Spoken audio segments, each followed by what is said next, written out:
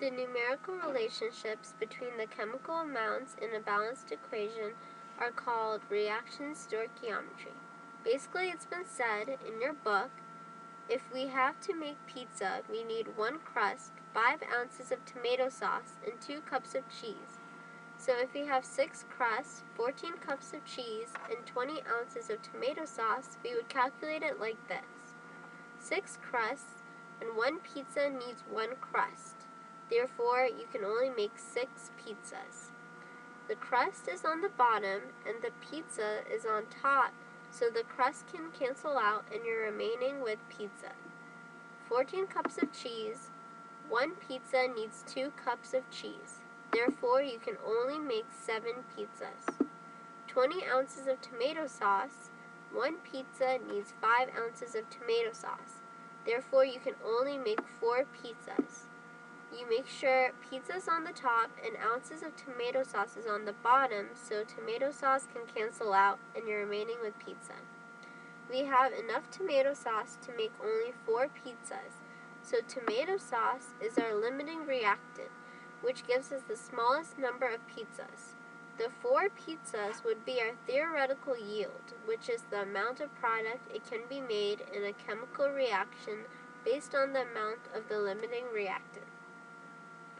You should always remember that the unit you get at the end is always the numerator, so it's helpful before starting the calculation to put it at the end to constantly remind you and show you should cross out the units to get that as your end result.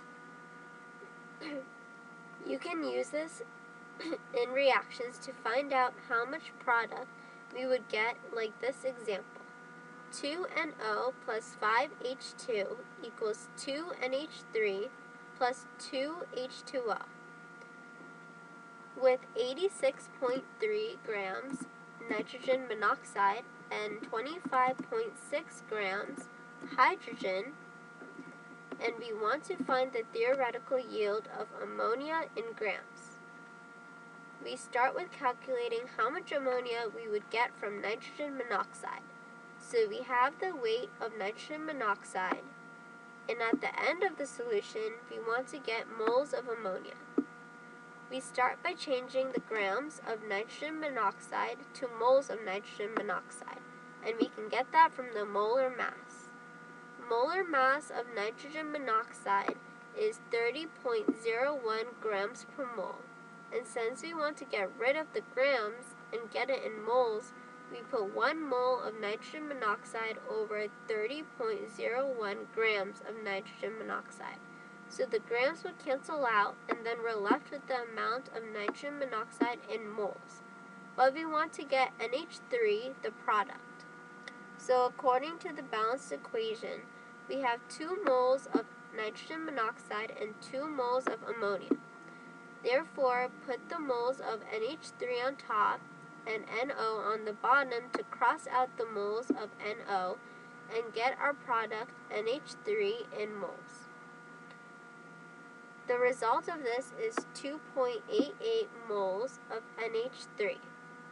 We do the same thing for H2 to find out which substance is our limiting reactant.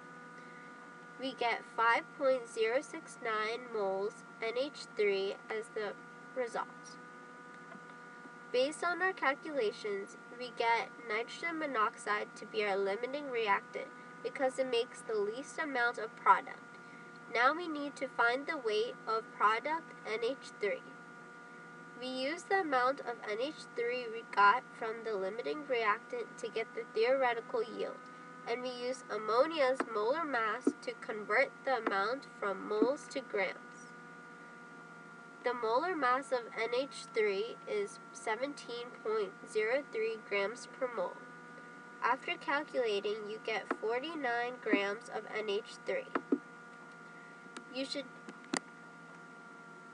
should change the mass of the compound using the molar mass to moles or vice versa.